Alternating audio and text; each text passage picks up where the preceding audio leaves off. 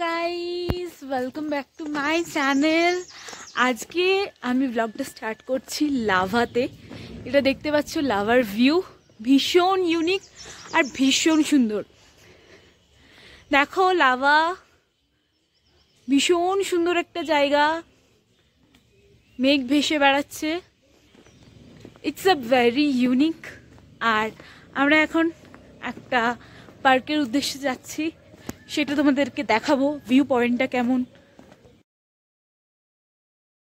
কালিম্পং থেকে মানে আমার হোমস্টে থেকে প্রায় 2 ঘন্টা দূরে এই লাভা অবস্থিত। এই লাভা একটা অপরূপ সৌন্দর্যের জন্য কালিম্পংয়ের বেশ ফেমাস জায়গা। এখানে দেখার মতন বেশ কিছু আছে। ভিউ পয়েন্ট থেকে কাঞ্চনজঙ্ঘা খুব সুন্দর দেখা যায়, কিন্তু মেঘলা ওয়েদারের কারণে কাঞ্চনজঙ্ঘা দেখাই যাচ্ছে না। এখানে দেখতে পাচ্ছ বিভিন্ন ধরনের ফুল ফুটে রয়েছে, যেগুলো ভীষণ সুন্দর লাগছে। আর দূরে পাহাড়গুলো তো দারুণ লাগছে।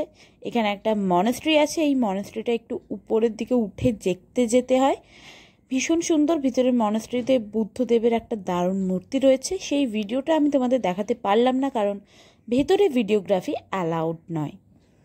এই মনাস্ট্রি থেকে একটু এগোলেই লাভা মার্কেট পড়ে, যেটা সত্যি খুব সুন্দর। এখানে দেখতে পাচ্ছ আমরা এসেছি পাইন ফরেস্টে। এই পাইন ফরেস্ট বা লাভা পার্ক যেটা, এখানে ভীষণ সুন্দর একটা ওয়েদার, পুরো হন্টেড মুভির শুটিংয়ের মতন একটা জায়গা। ভীষণ সুন্দর, মেঘ ভেসে বেড়াচ্ছে, একটু অন্ধকারাচ্ছন্ন উপরের দিকে। আর পাইন ফরেস্টটা ভীষণ ইউনিক। আমার পিছনে দেখতে পাচ্ছ পাইন ফরেস্টের নজারা, ভীষণ ইউনিক, ভীষণ সুন্দর লাগছে। পাহাড়ে এসে হাতে মোমো নিয়ে ছবি তুলবো না বা ভিডিও করবো না, এটা হতেই পারে না।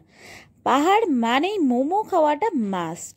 আর এই মোমোটা আমাদের তৈরি করে দিয়েছিল আমাদেরই হোমস্টে থেকে, যেটা বিকেলে স্ন্যাক্স ছিল, সেটাই আমরা আপাতত কালিম্পংয়ের এই ঘুরতে যাওয়ার সময় খেয়ে নিয়েছি। আর এইখানে দেখতে পাচ্ছ ঋষভ আর ঋষভের জঙ্গলটা, পাইন ফরেস্ট, ভীষণ সুন্দর। এখানে দাঁড়িয়ে আমি বেশ কিছু ছবি তুলেছি, সেগুলো আমার সোশ্যাল মিডিয়াতে তোমরা আপলোড হিসেবে দেখতে পাবে। ফেসবুকে সার্চ করো সহেলি পাল, আর ইনস্টাগ্রামে সহেলি 1234 এটা বলে সার্চ করলেই পেয়ে যাবে। গাড়িতে আস্তে আস্তে পাইন ফরেস্টের এই সুন্দর নাজারাটা আমার ভীষণ ভালো লাগছিল, কিন্তু রাস্তাটা কিন্তু এঁকে বেঁকে ভীষণ খারাপ। আমার ভীষণ ভমিটিংয়ের প্রবলেম আছে যখন গাড়িতে উঠি, কিন্তু এবারে এসব কোনো প্রবলেমই কিন্তু হয়নি। এই যে দেখতে পাচ্ছ পাইন ফরেস্টে একটু নেমে ছবি তুলেছিলাম, সেখানে একটা ছোট্ট ভিডিও তোমাদের সামনে শেয়ার করলাম। ভীষণ সুন্দর লাগছে, ভীষণ মনোমুগ্ধকর একটা পরিবেশ। আর এটা দেখতে পাচ্ছ সিংকোনা গাছ, যে সিংকোনা গাছ থেকে কুইনাইন তৈরি হয়, সেই সিংকোনা গাছের জঙ্গল। এই জঙ্গলটা পেরিয়ে একটা ভিউ পয়েন্ট আছে, যে ভিউ পয়েন্টটা দেখলে কিন্তু ভীষণ সুন্দর লাগবে, তোমাদের মন প্রাণ জুড়িয়ে যাবে। এখানে একটা ট্রি হাউসও আছে, ট্রি হাউসটাও ভীষণ সুন্দর, এখানে থাকাও যায়। আর এটা হলো একটা হোমস্টে প্লাস একটা হেরিটেজ বাংলো, ইংরেজদের আমলে যেই 100 বছরের পুরনো বাংলোগুলো, ওগুলোই। গাছ, এই গাছ থেকে ম্যালেরিয়ার ওষুধ কুইনাইন তৈরি হয়েছে। এই পুরো এরিয়াটা কুইনাইন তৈরি করার যে গাছটা সিংকোনা, সেই সিংকোনা গাছে ভর্তি হয়ে আছে একদম। এখানে দেখতে পাচ্ছ সেই ভিউ পয়েন্টটাতে এসে আমরা পৌঁছে গেছি, যে ভিউ পয়েন্টটার কথা তোমাদের বলছিলাম।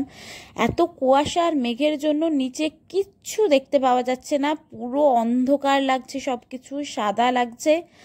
আর দেখতে পাচ্ছ মেঘ ভেসে বেড়াচ্ছে।